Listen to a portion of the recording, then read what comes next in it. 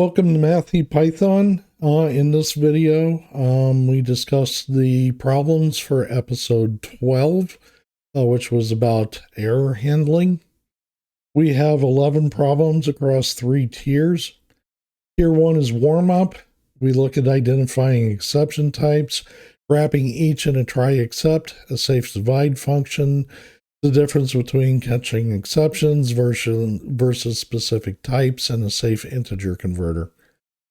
Tier 2 looks at a robust file reader, a triangle validator that raises exceptions, safe list access, a score loader with finally, and a division calculator that keeps running until the user quits. In Tier 3, we have a robust CSV reader that logs bad rows. We also have a defensive calculator that parses and evaluates expressions without using eval. Download the notebook from GitHub. The link is in the description. Open it in Jupyter and work through the problems that interest you. The solutions will drop in a separate video. I hope you enjoy these programs.